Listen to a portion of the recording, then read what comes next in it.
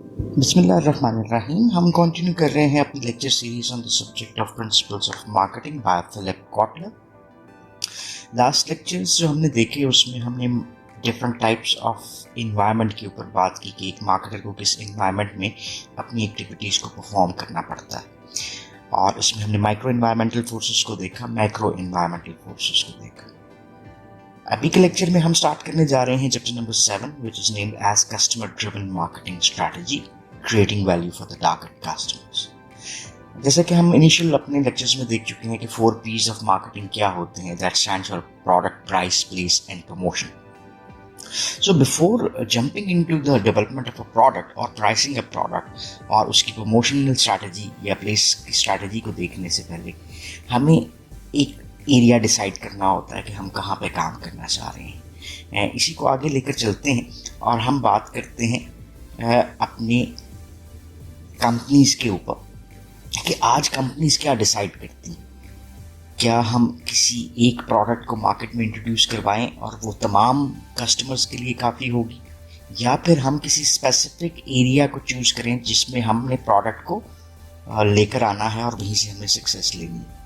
सो इसी कॉन्सेप्ट को थोड़ा सा अंडरस्टैंड करने की कोशिश करते हैं, जिसमें हम 3 डिफरेंट एस्पेक्ट्स को देखते हैं कि मार्केट को हम किस तरह से हिस्सों में डिवाइड कर सकते हैं, that is termed as segmentation.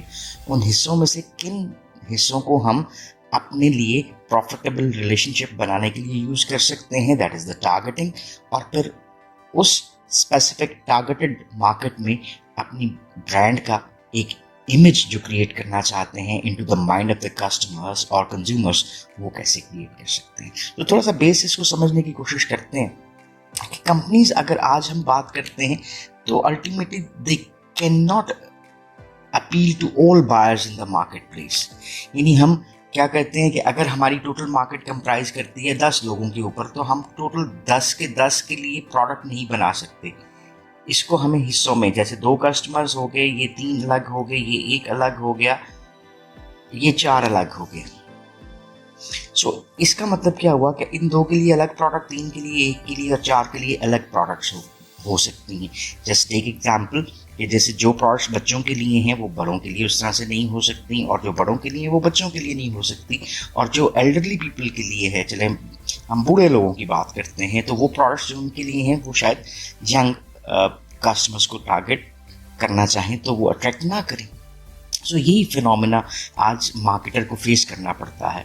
So at least not all buyers in the same way, कि हम तमाम कस्टमर्स को या बायर्स को एक अंदाज में नहीं लेकर चल सकते। सो बायर्स आपको मिलियंस में नजर आ रहे हैं, तो उसका मतलब क्या हुआ कि आपको उसमें से कुछ को अपने बिजनेस के लिए टारगेट करना पड़ता है।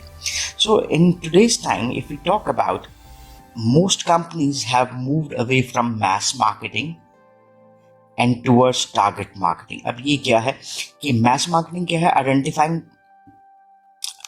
मास मार्केट को हम पहले देख लेते हैं। ये क्या होगी जी, इसमें तमाम कस्टमर्स मौजूद हैं, ये जो मैंने खाना बनाया, ये आपकी मैस मार्केटिंग है, यानी you are showing building creating a product for the whole of the market. और अगर मैं इसको हिस्सों में तकसीम कर देता हूँ और इन हिस्सों में से किसी एक को, चलेंगे जो हाईलाइटेड हिस्सा है, इसको मैं टारगेट कर रहा हूँ, तो ये टारगेट मार्केटिंग कहला रही है। सो instead of going for this kind of market जिसको हमने मैस मार्केट कहा, कस्टमर्स को हम टारगेट करना चाहते हैं, और people from the marketing area are moving towards the most segmented marketing. So segmented marketing क्या है या टारगेटेड मार्केट क्या है? Identifying market segments, selecting one or more of them and developing products and marketing programs tailored to each.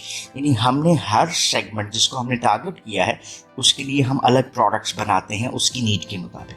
So instead of scattering their marketing efforts, firms are focusing on the buyers who have greater interest in the value they create the best। So ये basic आपको concept नजर आता है।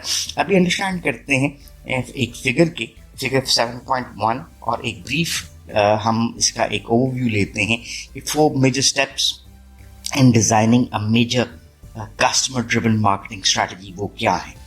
पहले 2 steps के ऊपर company select करती है customers that it will serve, so वो मार्केट सेगमेंटेशन कहलाएगी। अभी इसको थोड़ा सा डिटेल में देखते हैं, और देन डिफरेंट वेज को हम आइडेंटिफाई करते हैं कि उन सेगमेंटेड मार्केट में से हम किसको टारगेट कर सकें। सो ये क्या कहलाएगी, मार्केट टारगेटिंग।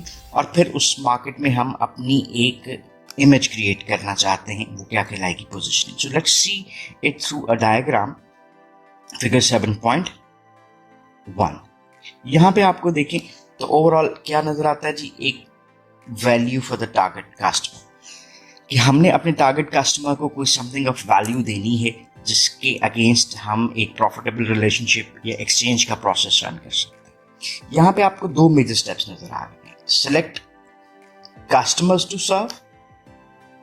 सो हम किस तरह से कर रहे हैं जी, सेगमेंटाइज कर रहे हैं और टारगेटिंग के थ्रू, और then decide on a value proposition. जब हमने एक सेगमेंट किया और टारगेट कर लिया, उसमें एक वैल्यू प्रोपोजिशन हम क्या प्रपोज कर रहे हैं कि what is the set of value that we are going to offer to the customer so that they will be attracted towards the purchase of a commodity. So चलें अब चलते हैं और इसकी थोड़ी सी एक बेसिक डेफिनेशनल अंडरस्टैंडिंग क्रिएट करते हैं। What do we mean by market segmentation? दो लफ्ज़ हैं, एक तो market is a place where buyers and sellers meet. जैसे हमने पहले भी बात की पिछले लेक्चर्स में, ये प्लेस की बात तो ज़रूर आती है, अब ये प्लेस वर्चुअल भी बन चुका है, जैसे इलेक्ट्रॉनिक मार्केट, ठीक है, जो फिजिकल स्पेस तो नहीं है लेकिन एक इलेक्ट्रॉनिक प्लेस है। So dividing a market into the smaller segments with distinct needs, यानी हमने क्या किया, एक बड़ी मार्केट को हिस्सों में तकसीम कर दिया। अब ज़रूरी ये है कि जब हम हिस्सों में तकसीम कर रहे हैं तो उस मार्केट की ज़रूरियात एक हिस्से की दूसरे हिस्से से फ़र्क होनी चाहिए। दूसरी चीज़, उसके करेक्टरिस्टिक्स फ़र्क होने चाहिए, और उसमें मौजूद कस्टमर्स जो हैं वो उसके बिहेवियर्स फ़र्क होने चाहिए। That might require separate market strategies और मिक्सेस। सो इसका मतलब क्या हुआ कि जिस सेगमेंटेशन क्या है, एक मार्केट को डिवाइड कर लेना इनटू द स्मॉलर सेगमेंट्स, जहां पे कस्टमर्स के कैरेक्टरिस्टिक्स, उनके बिहेवियर्स या उनकी नीड्स एक दूसरे से डिफर करती हुई नजर आती हैं, ताकि उस डिफरेंट हिस्से में हम जो डिफरेंट उसकी नीड्स है उसके मुताबिक अपनी मार्केटिंग स्ट्रैटेजीज को बना सकें। देन दूसरा स्टेप हमारा क्या आ जाता है, वो है market targeting. This is the process of evaluating each market segment's attractiveness and selecting one or more segments to enter. अब जितने भी हिस्से हमने बनाए हैं वो हिस्से एक दूसरे से डिफर कर रहे हैं, ये तो हमने सेगमेंटेशन में भी देख लिया। अब ये डिफरेंस को थोड़ा सा आगे लेकर चलते हैं कि हम इवेलुएट करते हैं ईच मार्केट सेगमेंट को कि कौन सा सेगमेंट ज़्यादा अट्रैक्टिव है। Just take example of a food industry.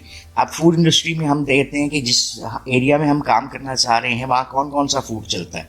सो हमने उसको सेगमेंटाइज कर लिया। हमने कहा कि जी नेशनल फूड्स जो आपको नज़र आते हैं उसकी तरफ अगर हम चले जाते हैं, या चाइनीज़ की तरफ चले जाते हैं, फिर फास्ट फूड की तरफ चले जाते हैं, फास्ट फूड के बीच में पिज़्ज़ाज, बर्गर्स। सो इसका मतलब क्या हुआ कि हम देखते हैं कि हमारी मार्केट में मोस्ट अट्रैक्टिव क्या है जो कि बिक सकता है, और फिर हम जो मोस्ट अट्रैक्टिव है उसमें से किसी एक को या एक से ज़्यादा को सिलेक्ट कर सकते हैं अपनी जो मार्केटिंग एफर्ट्स है उसको बनाने के लिए। ये हमारा दूसरा एक मेजर स्टेप्स बनता है। देन एक कॉन्सेप्ट आता है, इसको हम कहते हैं डिफरेंशिएशन का, क्योंकि ये पोजीशनिंग के साथ आपका रिलेट करता हुआ नजर आता है। सो डिफरेंशिएशन क्या है कि आप मार्केट ऑफरिंग को to create superior customer value, so you differentiate the market, यानी आप मार्केट में क्या करते हैं, अपने आप को डिफरेंट साबित करने की कोशिश कर रहे होते हैं ताकि आपकी डिफरेंस की बिना के ऊपर आपकी value in the mind of the customer वो ज़्यादा बने। और इसी की बेस पे हम क्या बनाते हैं, अपनी एक पोजीशनिंग क्या है, arranging for a market offering to occupy. अब जो हमारी मार्केट ऑफरिंग क्या है, वो ये सेट ऑफ वैल्यूज जो कि हम किसी कस्टमर को ऑफर कर रहे हैं। जस्ट टेक एग्जांपल, जैसे सेट ऑफ वैल्यूज किसी लैपटॉप में क्या होगी, उसकी स्पीड हो सकती है, उसकी मेमोरी हो सकती है, उसका वेट हो सकता है, उसका स्टाइल एंड डिज़ाइन हो सकता है। ये हमारी एक कंप्लीट पैकेज ऑफ ऑफरिंग यानी वैल्यू प्रोपोजिशन बनी। तो हम करते हैं arranging for a market offering to occupy a clear, distinctive and desirable place. अब क्लियर मीन्स कि ये हमारी प्रोडक्ट आपको क्या बेनिफिट दे रही है, डिस्टिंक्टिव डिफरेंशिएशन के ऊपर बेस करता है कि दूसरी प्रोडक्ट्स के मुकाबले में ये फ़र्क कैसे है, एंड डिजायरेबल प्लेस कि जो हम अपने कस्टमर के माइंड में जो चीज़ चाह रहे हैं ताकि जब भी वो ख़रीदने की बात करता है तो उसके जहन में फर्स्ट प्रोडक्ट जो आए चॉइस के तौर पे वो क्या बने, वो हमारी प्रोडक्ट बने। So desirable place relative to the competing products, यानी अब आपके पास एक लैपटॉप खरीदना है तो ए बी सी कई चॉइसेस हैं, whichever comes in your mind first, like Dell आ जाता है। तो अब फर्स्ट करें मैं अपनी बात करता हूँ, तो जब भी मैं लैपटॉप खरीदने की बात करता हूँ, because of certain characteristics I might be thinking about Lenovo, so you might be thinking about HP और another person might be thinking about Dell. So क्या हुआ कि उन्होंने अपनी competing products के against अपनी वैल्यू प्रोपोजिशन में ये चीज क्रिएट करने की कोशिश की कि वो कस्टमर को क्लियर और डिस्टिंक्टिव इमेज अपनी प्रोडक्ट्स का दे सके। सो ये हम किस में कर रहे होते हैं, टारगेट कंज्यूमर के माइंड में।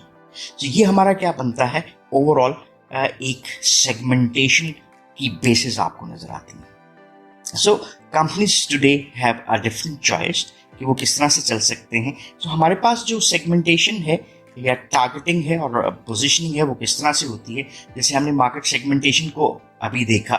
Segmenting market has different ways and means. So इसको हम कह सकते हैं कि there is no single way to segment a market. So हमारे पास कई मुख्तलिफ तरीक़ेकार हैं जिसके थ्रू हम मार्केट को मुख्तलिफ हिस्सों में डिवाइड कर सकते हैं।